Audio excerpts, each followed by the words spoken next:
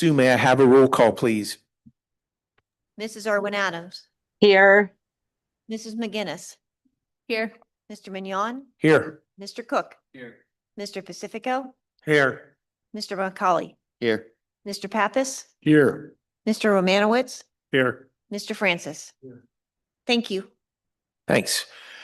Before we recognize this outstanding young lady, I have to announce that during executive session, we had our Act 44 annual report is delivered by Mr. Peffer and also discussed some personnel and real estate issues.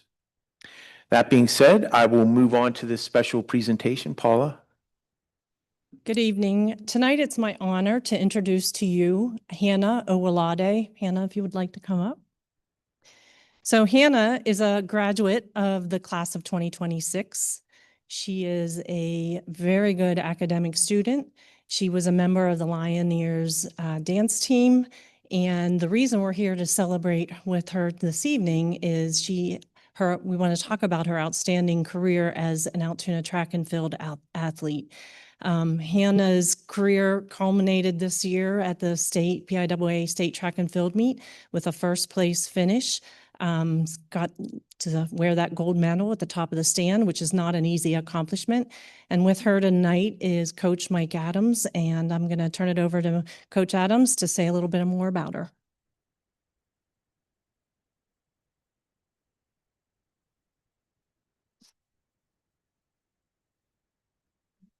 I don't know why everyone gets nervous when I'm going to talk about them, but Hannah said she was a little nervous what I'm about to say here. But honestly, I'm so happy we get to recognize, athletes and non-athletes at events like this because, we don't always get to see the positives of this school district. And Hannah is a glowing example of the positive. Like Coach Foreman said, her academics are stellar.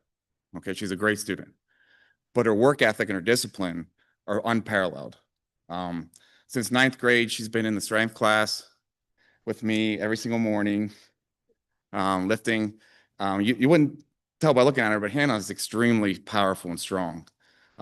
She power cleaned over 185 pounds and squatted almost 300 pounds.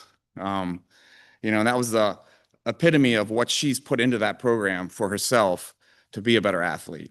And it showed and culminated this year when she won the state championship. It's just great when you can see a kid like her, just a great kid, set goals and then go ahead and go reach them, And I couldn't be more proud of her. She's given so much back to our program, and I know she's going to be an amazing student athlete at James Madison University. So congratulations on everything, Hannah.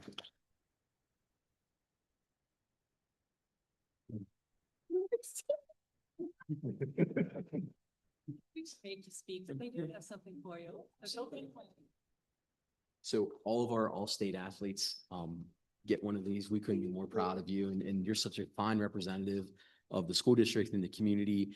You're everything we look for in a teenager. So thank you for being the person that you are, being an amazing role model for our kids and all of your accomplishments. And we know you're doing great things. Thank you, sir. Congratulations. Yep, absolutely. Congratulations. Thank you. Very proud of you. Can we get a quick picture? Yes. All right, cool. Yeah, that's your gift. You get to get a Thank you. picture with a bunch of old guys. Yeah. They couldn't even run on it.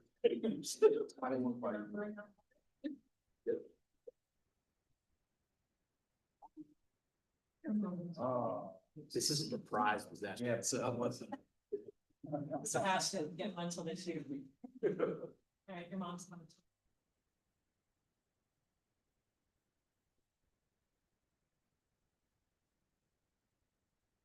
Thank you. Congratulations.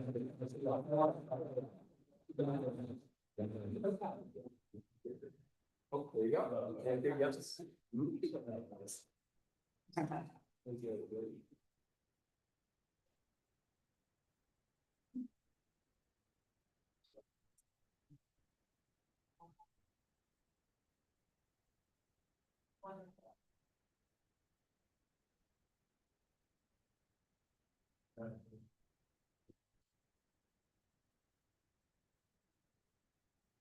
Okay, we'll get moving right along.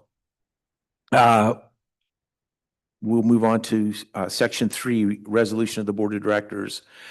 A, final fund budget 26-27 and annual tax resolution.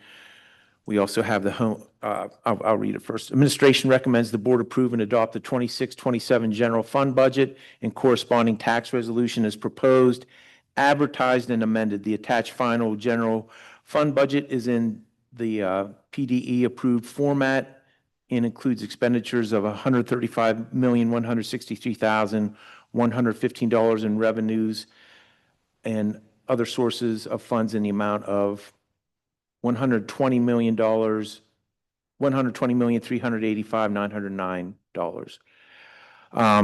And then under B, we have the homestead and farmstead resolution. Administration recommends approval of the 26-27 homestead and farmstead exclusion resolution. And then under C, approval of the resolution to commit unassigned fund balance in excess of 8%. I will accept a motion to approve all three items, items A through C. Do I have a second? Do we have any discussion? Okay, Can we well, separate out A? we could separate out A. So we'll deal with A first. And I would assume we can use the same motions and seconds. Okay. Any discussion on item A? I do have some, as you would expect. Sorry. First of all, I would say I scoured the PDE website, and there's only one school district in the state of Pennsylvania with a lower tax rate than us. I think it's Midland. That was the most recent data I saw. I think prior to last year, we were in the top 10, and other school districts locally in Blair County are probably all in the bottom 20, to be honest. I also I had asked Sue to provide some information, which she did, which showed, typically because of the way this process works, we don't know. We're flying blind. We don't know what we're going to receive in revenue, and certainly don't know how the year is going to pan out expense-wise. But I looked at the numbers she provided, and over the last couple years, if you would include this year with her projections, we would be it'd be like almost $10 million more revenue projected than was originally budgeted for. Over 5 years, the average is about $2 million a year more than budgeted for. So that was concerning to me. I think we ended this year, she projects that we're going to end this year like $1.6 million to the good. The other thing I found when I was looking at the Pennsylvania Department of Education website is that when I compared your budget to what I saw on the website, I saw a few discrepancies. So like in the basic education funding, the budget says 49,164,000. I see 49 million on the PDE website. And I realize this is a projection, right? It's not voted on, so it could change. But they said 49,791,000, or a difference of 626,000. I also saw the special education funds. We budgeted 7,045,000. The PDE website said 7,200,000. The difference between those two is $814,000 more than we budgeted for. Again, I realize that's no guarantee. And then the one that really got me was the ready to learn stuff, where I see we budgeted 6.5. Unless I'm reading it wrong, I saw on the website 13 million. I could be wrong. Yeah, and I have those disclaimers, and I think I've spoken to that at all of our presentations, that the governor's budget proposal does estimate that we'll get $13 million in ready to learn funds, but that has not passed Right. anywhere. So I budgeted based on the foundation, the Ready to Learn Foundation, which is just over $4 million. Then I added $2 million for that, for the adequacy, to be honest, I pulled that number out of the air. I mean, it was an educated guess based on what we think, but said we could have anywhere between a $3 million to a $7 million swing in Ready to Learn funding, depending on what happens with the budget. Yeah, and again, you guys do a tremendous job and you manage the budget very well, and we're at a disadvantage because of the way the state government operates, but you know, I think if we went through with this tax increase, we figured it would generate about $600,000. If we got the PDE funding or the state basic education funding that was allocated publicly, it's $626,000. So that's the challenge we face. Again, I realize it could go either way, but historically, over the last 4 or 5 years, we've gotten more. So that's sort of my position. I personally can't support it, but I understand because we're still dealing with the consumer price index. The cost of everything's up about 3.9% year to year, and we're asking for 3%. So I get that logic also. But I just wanted to share that with everybody. Again, I don't know how recent that information is, if they updated, if it has existed since they put the budget out, or has it been fine-tuned at all by the state? I don't know. The numbers that are out there are based on the governor's budget proposal. And I think the Senate's in this week, but the House doesn't come in till next week to vote on both of those. To my knowledge, it has not been modified since the proposal in February. So it's a guessing game. Yep. So if we don't go with a suggested increase and we don't get the funding, then we're in trouble next year. If we do get the increase, and that means we shouldn't be raising taxes next year.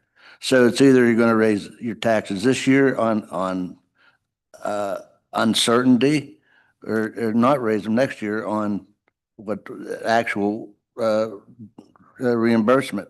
So it's, I don't know, are you right or are you wrong?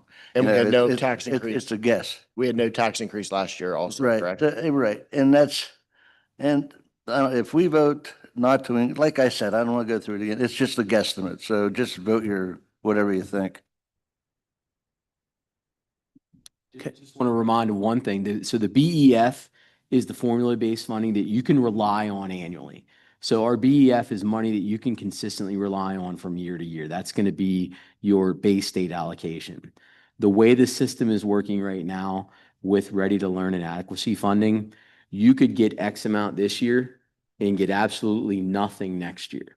So in our situation where you're looking at anywhere between $6 and $13 million of your budget potentially relying on an unknown, that in 1 year, if all of a sudden you get an administration change, you get whatever it may be, you could different philosophy on budgeting.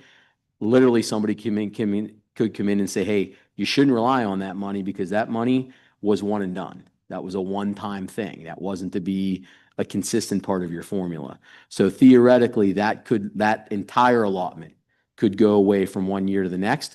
Again, we've been very fortunate with the federal funding that came out of post-COVID and with the adjustment that the recent governor has in a dedication to public education.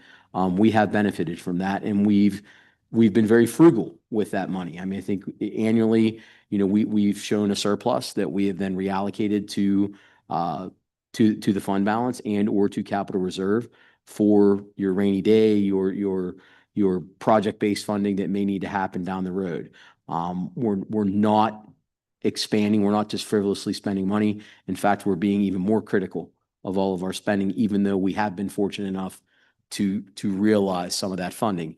And a lot of it is allocated. It has to be specifically spent on particular things. So it's not like you can just pick and choose what you use the money for. It had to be allocated into a bucket and had to be utilized for that bucket. So a lot of our recent facility upgrades have been from the fortune of the money that we got through the federal money. Had we not received that money, those would be projects that are still on hold, but are now completed, doors, windows, roofs, et cetera, that we've taken care of long-term. We still have some of those that exist, and, we've projected anywhere between 100 and 140 million in HVAC, plumbing, and electrical upgrades that our current facilities may need in the next 5 to 10 years. So there's a lot of considerations. It's not an easy decision. And again, I appreciate the time that you've spent into analyzing the dollars and analyzing the funding and what that looks like and asking the tough questions, because that's all important as part of the decision. But again, we appreciate your faith and willingness to continue to trust that we're being good stewards of the community's taxation. Didn't we get something from the feds that they were cutting, what, Title I and extra grants? So the most recent information is that which would impact us dramatically, is that Title I. And what we do is we take a lot of our salaries that we can allocate to Title I, and sorry. Oh, sorry about that. And we'll utilize that to pay salaries. And that could change from year to year, how we allocated salary spending, classroom reduction salaries, those types of things. But again, like I'll take, for example, this year, we had multiple retirements in elementary. We didn't replace 2 positions. So we absorbed 2 positions through attrition that we were able to, because we also know we have declining enrollment. And that's a realization of everybody. So the cost of doing business continues to get higher and higher and higher. The amount of children in programming, especially in special education, continues to grow and grow and grow. Our enrollment is still declining, but the cost of doing business continues to climb. So trying to find that balance is really important. And again, Sue and her team do an excellent job of analyzing and, coming and knocking on the door and saying, hey, we need to talk, on a regular basis. So we critically look at everything, and I'm sure, I don't know if we have any principals here, but in my 20 years of administration, we have not only not seen an increase in any building budget, 20 years. We've seen 2 true 10% cuts in operational costs at the buildings in 20 years. So spending is now 20% or 10 and 10. It's 12.5% less than it was 20 years ago at the building level for supplies, for, basically your building-based budgets. Personnel, benefits, all those kind of things continues to increase. But again, we try to be good stewards of the community's money. So thank you. So what's on the table now is a 3%, correct? Okay.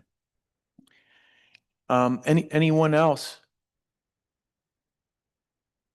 Okay, so we're just dealing with 3A, the final general fund budget 26-27 in annual tax resolution, which is reflects a 3% increase. So we could do a roll call. Sue, please. Mr. Mignon, No. Mr. Francis. Yes. Mrs. Irwin Adams, No. Mrs. McGinnis, No. Mr. Cook, Yes. Mr. McCauley, Yes. Mr. Romanowitz, Yes. Mr. Pacifico, No. Mr. Pappas, Yes. 5-4. Okay. Am I able to add something now that the vote is over? Just one thing I wanted to say. I mean, I don't know from the outside until you actually see it. I would say that we probably have, in our superintendent and leadership, very selfless, when it comes to the budget. Brad truly would take less to make sure that, everybody else has more. And I do believe we've kind of seen that firsthand in our budgeting, and the spending is very lean. So I do want to commend our leadership and Sue on that, because truthfully, even as a business owner myself, it has helped make me a better budgeter and better with our businesses. And to me, kids are what come first. So that's one of the big considerations in voting on the taxes for me is I would never want, our students and our teachers to go without. But also as a community member, that's definitely something I have to consider with, being a business and knowing what we pay. So all those things kind of went into consideration for me, but I do want to commend our leadership, because truthfully, I do think you'd be hard pressed to find an administration that is as selfless as far as making sure the needs of the kids and the faculty comes before even what they're looking at. So I do want to commend them on that. And it is unfair to boards, the way the state is handling their budget. So anyone who voted yes, you know, it's what they thought should be, because maybe next year we won't have to raise taxes. It just, we didn't raise taxes last year. It's just a guessing game. So that's the bad part about it. Yep, I agree, and thank you. So the resolution passes. And now we'll move on to items 3B and 3C. And Dave, we'll give you a moment every year to talk about the resolution, but first, it's the homestead and farmstead resolution. Administration recommends approval of the 26-27 homestead and farmstead exclusion resolution. And C is approval of the resolution to commit the unassigned fund balance in excess of 8%. So I will seek a motion to approve items 3B and C. Do I have a second? Okay. Dave? Yeah, just on the homestead and, you know, it's unbelievable that, I don't know what percentage of people do not take advantage of this. Do you have any idea, Sue? What? 12,009 homes. Oh, sorry, there's 12,009 homestead people. We've got 22,000 residential properties. Some of them, of course, are rental properties. And what percentage, you happen to know what percentage of the rental properties in the town? I really don't. But anyway, it's, people think because they're on a certain, they make too much money for this, and there's no income thing. There's nothing. You can go, anybody can apply for it. So please do, save yourself $348 this year. Thanks. And when your time is up on this board, I'm going to talk to the state about maybe hiring you as the spokesman for this program. Okay, all in favor of approving items 3B and C, please signify by saying aye. Aye. Anyone opposed?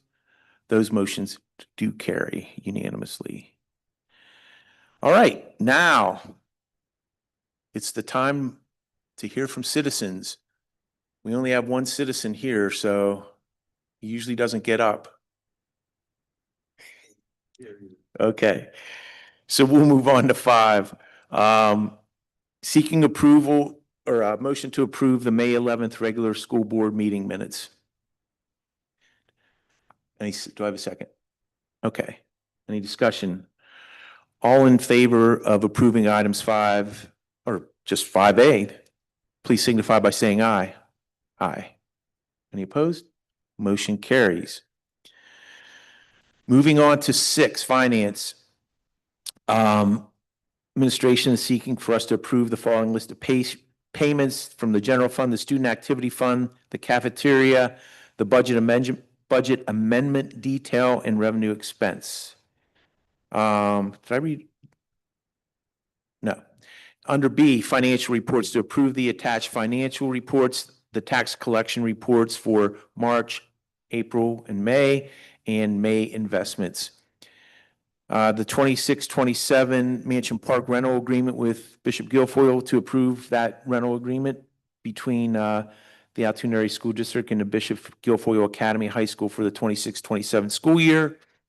Under D, administration requests and recommends approval to dispose of the 2008 and 2010 Ford Explorer formerly used by security.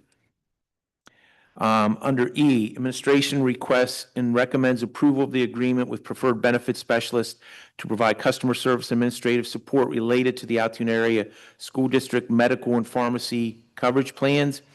In consideration of the district's commitment to the full 3-year term of the agreement, PBS agrees to the following reduced fee schedule.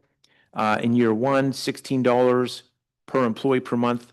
In second year, $17 per employee per month. And in year 3, $18 per employee per month. It should be noted that the rate we were paying them at the end of the 25-26 school year was 18 per employee per month. So they went in reverse and are starting over again, which is a nice gesture by them. F is administration requests and recommends approval of the stop-loss contract with Vault Strategies for Fidelity Security Life at the following rate: $43.90 per employee per month, specific stop-loss coverage, plus $3.30 per employee per month, aggregate stop-loss coverage, for a total of $47.20. Contract would provide maximum annual liability of $11,807,886. G, administration requests and recommends approval to renew the contract with Covered Health for administrative services for the district medical coverage plan. The $21.50 per member per month fee remains unchanged from the prior year. This agreement also includes an $18.25 per employee per month access to the Highmark network. This is a 25-cent increase over the prior year, which is good. And lastly, under H, administration requests and recommends approval to accept a proposal from Arete, to provide cybersecurity managed detection and response. This is a 3-year renewal of an existing contract with the option to opt out after the first year. The contracted amount is not to exceed value. Estimated annual cost based on devices used is approximately $85,000. Seeking a motion to approve items 6A through H. Do I have a second? Any discussion? Yeah, just could we put C as a separate vote, please? Yep, we can do that. Anybody else? I'd just like to point out, and this is sort of contradictory from my vote on the tax increase, but the outstanding job the school district does in managing its healthcare costs. When you see that the rate we got in the stop loss agreement, the contract with Vault shows what we spend per employee per month if you annualize it, and I did for families and individuals. So what is essentially our healthcare coverage for a family is like $23,518 a year. If you look across the United States, the average is closer to 27,000. If you look at a local consortium, I think their rate is 29,000 for a family. For an individual, our cost is 7,839, and I think theirs is like 9,700. So we're saving like 27% on our families, 24% on our individuals. The families alone, like if you look at the families, so we have, what is it? Excuse me, I can't see. So we have 198 families with family coverage on our plan. Our savings on that alone is over $1 million compared to other schools. And if you went down the line and included employee-only coverage and employer spouse and employee children, obviously, we're saving a couple $1 million on our healthcare design.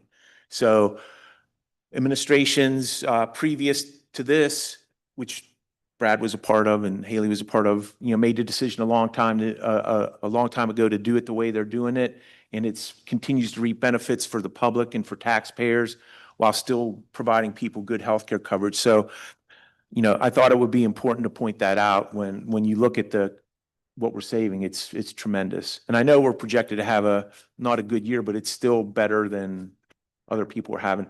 I've seen we get asked to consult with a lot of school districts, and I've seen it as high as $35,000 for a family in this neck of the woods. So we're doing an outstanding job there. Anybody else? So we'll separate out 6C. So let's first vote on 6A, B, and then D through H. All in favor of approving those items, please signify by saying aye. Aye. Anyone opposed? So motion carries. So we'll have a separate vote on item 6C, and that is the Mansion Park rental agreement with Bishop Guilfoyle. Do I have a motion to approve that rate on that agreement or that agreement? Second from Mr. Romanowitz. Okay, now, Dave, if we want to discuss it. What was their price last year? 1,000, right? It was 1,000, yes. And to jump $1,000 is a big hit for that school. And I mean, we just passed a budget of $100 and some million. And $1,000 is a big hit for them. I mean, I could go 1,500, but 1,000's a lot of money. I think it's just too much. So I just think 1,500 would be a fair price. And I realize that we have costs affiliated with everything, and we may be losing a couple dollars, or maybe we may be breaking even. But, you know, that Guilfoyle doesn't have the concession stand. They do have a 50/50, you know, and then naturally they get the gate. But that's a big hit, $1,000 for that school.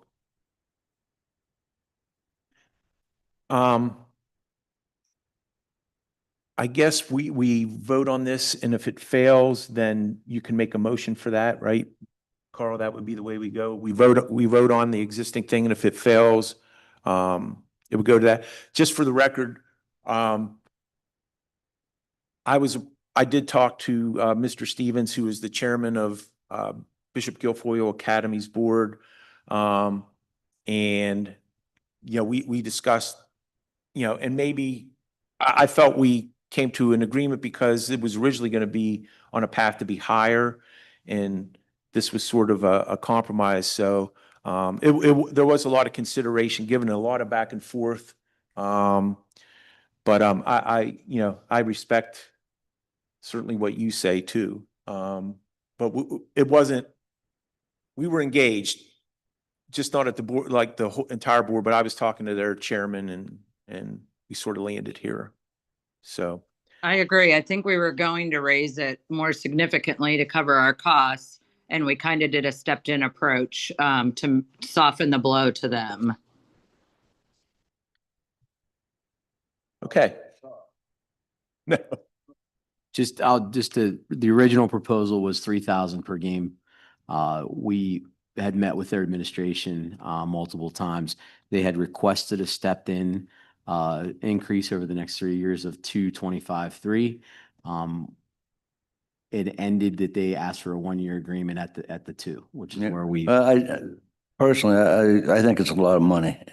That's all. Will this be for all, I mean, say PIAA events, other teams want to come in and rent it, will this be the fixed price or is this particularly to BG? We have negotiations with PIAA District 6, et cetera, with what those contracts look like. They vary. Mm-hmm.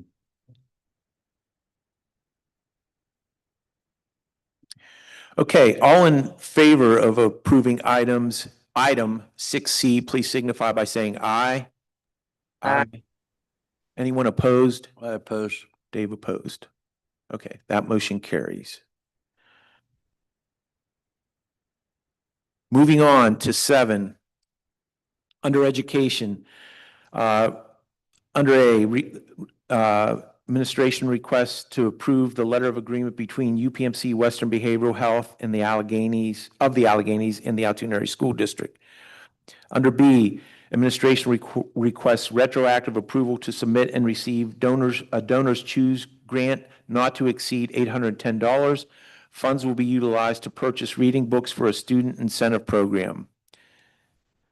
Under C, administration requests retroactive approval to submit and receive a donor's choose grant not to exceed $700. Funds will be utilized to purchase health and physical wellness equipment for students to blend movement with mentorship. Under D, administration requests approval of the 26-27 Blair County local interagency agreement. Under E, administration requests retroactive approval to submit the Operation Our Town grant for the adult education program in the amount of $2,813 for the 26-27 school year. Funds will be utilized to purchase GED-ready vouchers for the GED office, practice tests, provide payment for GED exams, and provide graduation incentives.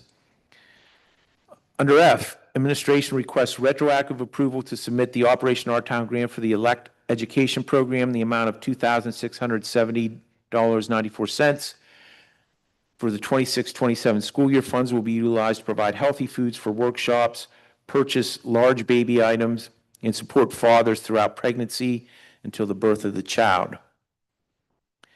Under G, administration requests approval of the attached 26-27 ESL Consortium Articles of Agreement between the Altoona Area School District and the IU8 not to exceed $5,200. Under H, administration requests retroactive approval to submit the attached 26-27 host site application for AmeriCorps positions. Under I, administration requests approval for the Andrew M. Klein program consultation to the Altoona Area School District Special Education Department. J, recommend approval of secondary field trips. And under K, a list of volunteers that administration requests our approval of. All clearances and TB tests have been received. So I will seek a motion to approve items 7A through K. Do I have a second? Anyone wish to discuss any of these items? Okay. All in favor of approving items 7A through K, please signify by saying aye. Aye. Anyone opposed? Motion carries. Under 8, maybe a record-setting list of personnel agenda items. We have 43 pages, I think. Administration recommends the approval of the attached personnel agenda items under A. And under B, administration requests approval of the attached memorandum of understanding between the Altoona Area School District and the Altoona Area Education Association regarding district-based substitute teachers. Seeking a motion to approve items 8A and B. Do I have a second? Okay. Anyone like to discuss any of these issues or go by through the personnel agenda line by line? I didn't have an attachment for the MOU. Am I by myself or?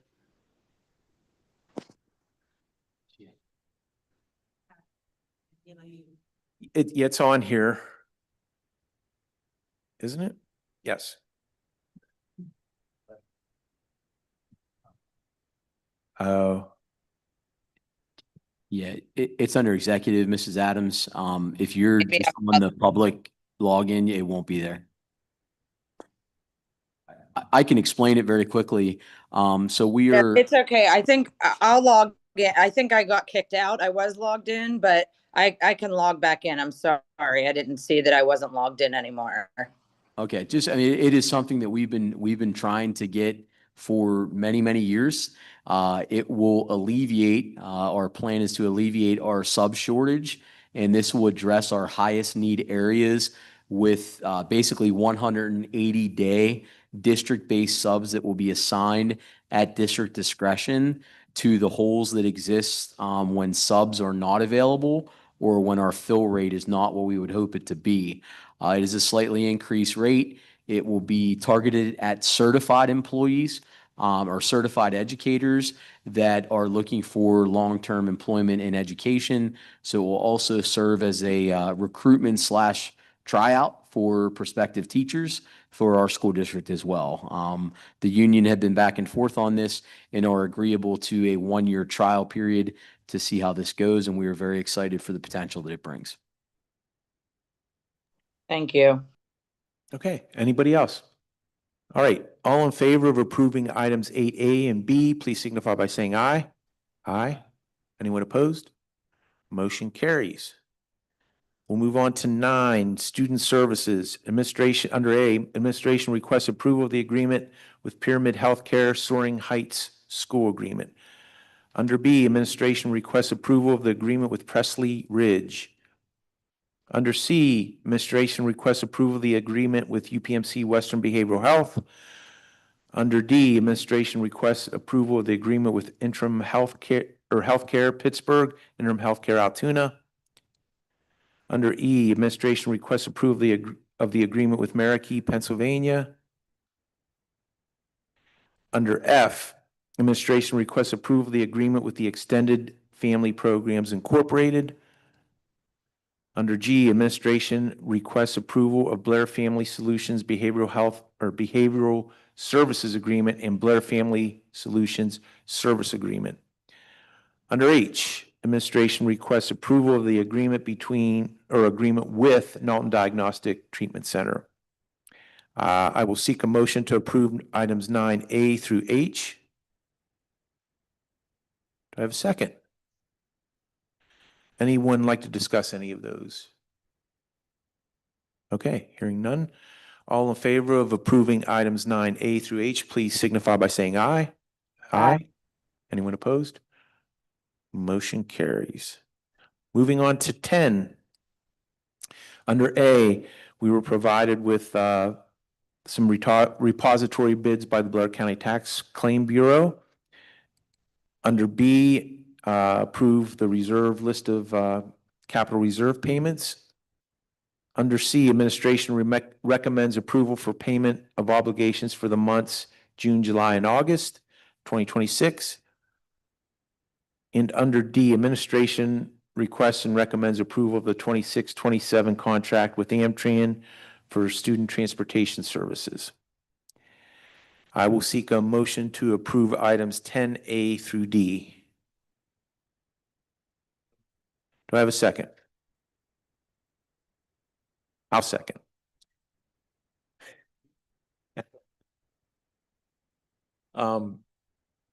Any discussion on any of these items?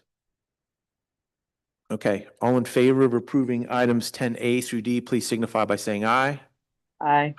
Anyone opposed? Vote against the first one on the repository bid. So you, The first one. so first you're a no property. on The that? First property. Yes. Okay, 806 Sixth Avenue, Yes. Dave is opposed to, okay.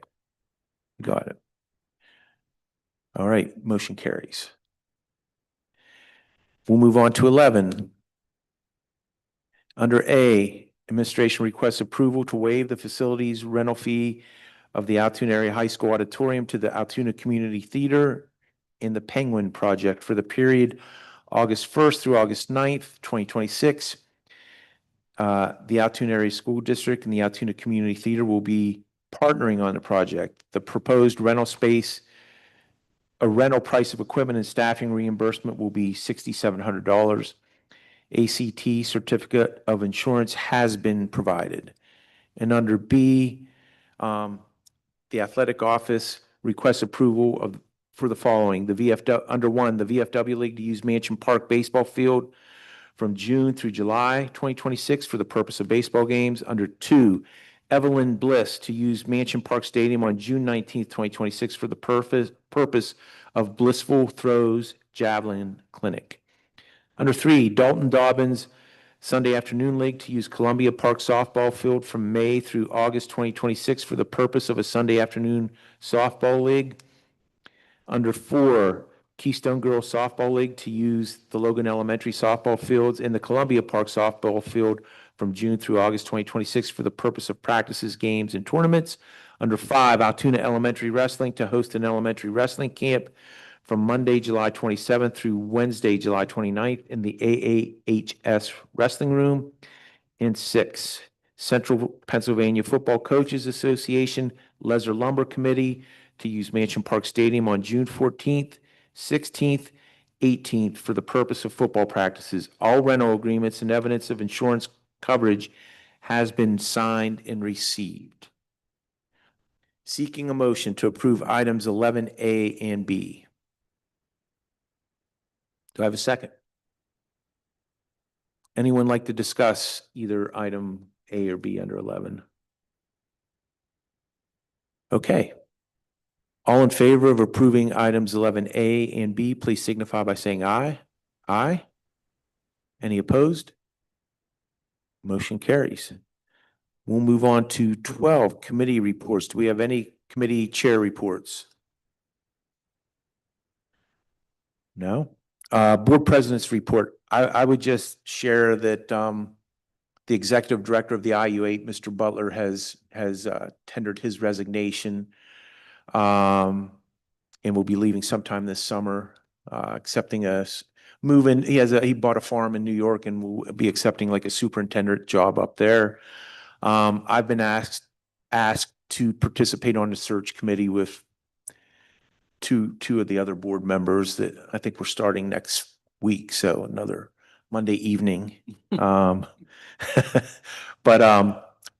yeah, got to have a good experience with Tom. We'll be sorry to see him go, and hopefully we find a good candidate to replace him. But that's all I have. Brad? Just briefly, Paula refreshed my memory. We did hold interviews for our next student rep, and our new student rep, help me out. Greg Wenzel, that's correct. Gregory Wenzel, very talented young man. So we're super excited to have him join us here in the fall. He's a part of a number of clubs, fine arts, performing arts. So really looking forward to him. Also, we are collaborating with Norfolk Southern, the greater community on a lot of the 250 Celebrate 250 projects and celebrations and events that are going on in and around the area, as I'm sure most of you are aware. And I know I'm just the big boy. What's the name of the train? So the big boy train coming in on 8, 9, 10, and 11 of July. We will be working with them on providing parking in closer proximity. So we will be letting them utilize our lots. They are anticipating about 3,000 people on the 8th and up to 40,000 people on the 9th, 10th, and 11th. So it's a pretty huge event, along with all of the other celebrations we have going on with America 250. So it's pretty exciting. I mean, there's a lot going on in Altoona. I know we also have the basketball tournament that'll be coming to downtown, and a bunch of other things. In addition to, we have over 500 students in summer school that started last Wednesday, both at junior high school and high school. So a lot's still going on, even though it's summer. People always ask me all the time, well, what do you do during the summer? Like, it can't be a whole lot to do. I'm like, it's as busy or busy, it's just different busy. So yeah, absolutely. But our staff are hard at work and continuing to prep for the upcoming school year. So thank you. And I'll plug summer food service. So come to our buildings, feed your kids, bring your kids, let them see what school looks like over the summer. Get the littles used to being in a building. And borrow books while you're there. Yeah, it's a great transition if your child is entering the junior high to go to the junior high lunch program, because it really helps them kind of see that. So if you have an incoming middle school student, that's a great idea. And same with if you have an incoming kindergarten student. Okay, thanks, Brad.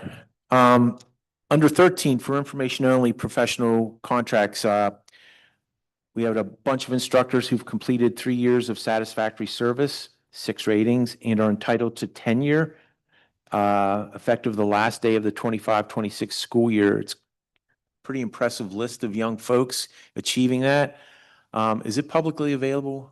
Should I read them, or is it? This would be, yes, this list is public. Okay, so the Mhm. public, Mhm. rather than me butcher a few names, they can venture on there and check it out. Under 14, but congratulations to all of them. I mean, that's a great list, and a lot of good young people in the school district working for us. Under 14, do we have an employee unions response? I don't see anybody. Middle management, don't see anybody. Mr. Solicitor. It's nice to see you back. It's been a while. Thanks. Thank you. The San Francis School Law Symposium next week on the 18th out in Cranberry. Whatever I present there, I'll pass off to the school district, a little bit of a theme. The court's still, real big on ensuring that schools don't intrude to the area that might be left to parents to raise their kids on certain curriculums and stuff like that. That still is permeating across the United States. We've had several here in Pennsylvania. We still have the issue in public meetings, and Pennsylvania went through that process when PSBA had to revise their public comment period because something that went aside down in the Philadelphia area, and they revised it. Sixth Circuit Court of Appeals in a case called Body just went through it again. I'll cover it in my outline, but I'm also going to cover it in the educational law report. It's basically ensuring that somebody always gets a bite of the apple. And if you just don't like things that are being said, just doesn't mean that somebody can just usher them out, summarily cut off their time. I mean, so that is a theme that we've seen in Pennsylvania, and that continues on. And we'll see some other things that are coming up. I know that we've talked about mandates. Of course, can't divulge what has been stated in executive session for safety and security, but they were batting around, and on the horizon is the issue with the cell phones. And once again, schools are doing a good job dealing with it, so I don't know why they're beating us up on that. And they also have the issue of let's create on a spinoff like Act 44, where you have to turn around, say there's a weapon on property. Now they want to go in a direction, well, if there's bullying, everybody has to immediately respond to it and give a determination within a set period of time. I think you would have to bring on another administrator in most school districts across the Commonwealth of Pennsylvania, because everybody doesn't understand what bullying is or isn't. So stay tuned, News 11, and kudos to the young lady who was here. When I went to Lowe's the other day, that potting mix was quite a challenge because it was heavy. So I can relate to everything that she's doing to lifting those weights. So kudos to her and her accomplishments in that regard. That's it. Thanks, Carl. All right, at this time, I would seek a motion to adjourn. Do I have a second? All right, all in favor signify by saying aye. Aye. Any opposed?